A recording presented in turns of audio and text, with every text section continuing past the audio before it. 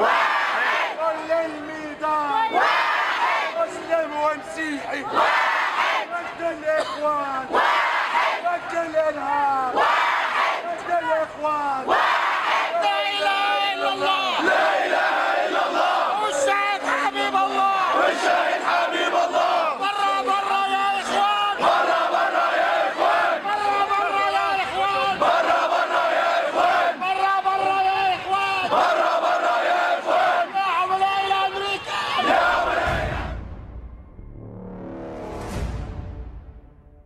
يا عم بيلمع بتقولوا بس الواقع عاطل. أنا برأيي نحن لازم نغير الواقع. إذا اليوم في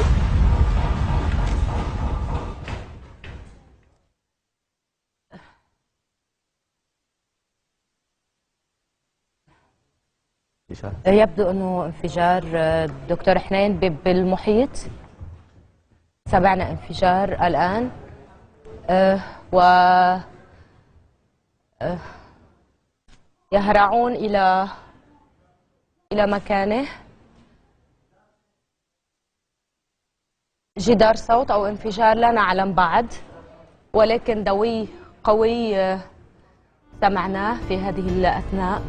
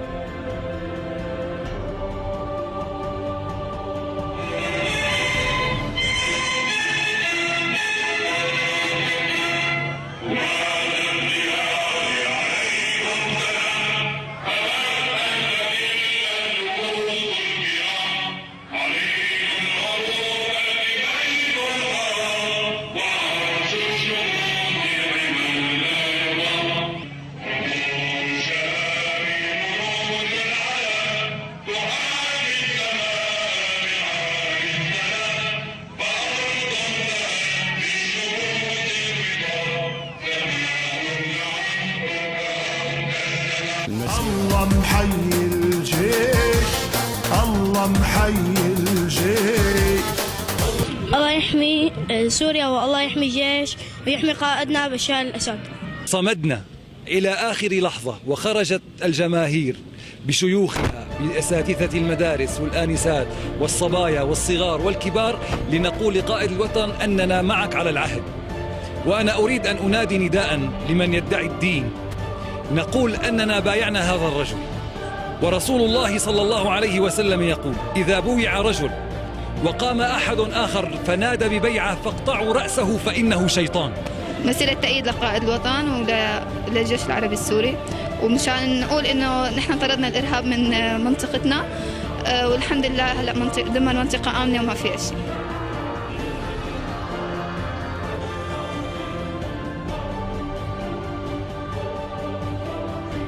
For example, the public at large actually believes the invasion of Iraq is going badly, as sectarian violence doesn't seem to stop.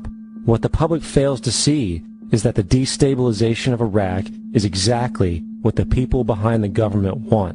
This war is to be sustained so the region can be divided up, domination of the oil maintained, continual profits reaped for the defense contractors, and most importantly, permanent military bases established to be used as a launching pad against other oil-bearing, non-conforming countries such as Iran and Syria. For further implication that the civil war and destabilization is purely intentional, in 2005, 2 elite British SAS officers were arrested by Iraqi police after being caught driving around in their car shooting at civilians while dressed up as Arabs.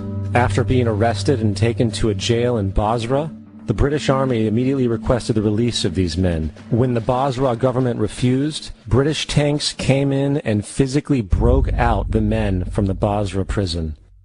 If you wish to destroy an area, how do you do it? Well, there are 2 ways. You can go in there and bomb it and so forth, but that is not very efficient. What you do is you try to get the people in that area to kill each other and to destroy their own territory. their own farms. And that's what's been done in that area.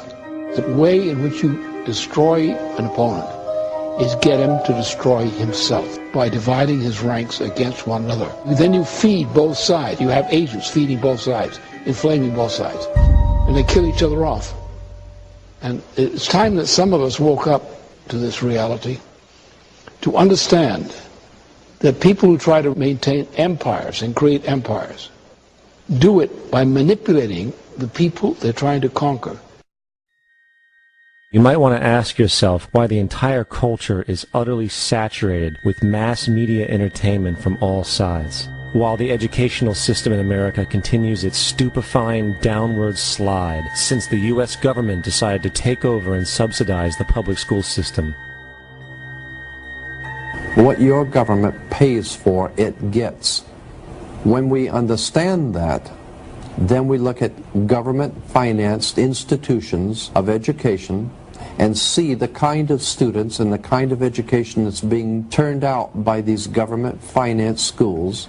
Logic will tell you that if what is being turned out in those schools was not in accord with what the state and the federal government wanted, then it would change it. The bottom line is that the government is getting what they have ordered. They do not want your children to be educated. They do not want you to think too much.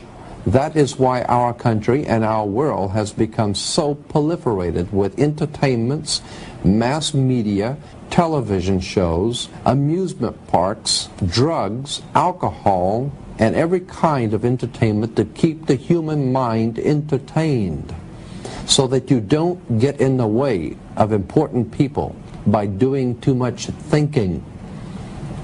You had better wake up and understand that there are people who are guiding your life and you don't even know it. We're in a lot of trouble because you people and 62 million other Americans are listening to me right now, because less than 3% of you people read books, because less than 15% of you read newspapers, because the only truth you know is what you get over this tube. Right now, there is an entire generation that never knew anything that didn't come out of this tube. This tube is the gospel, the ultimate revelation.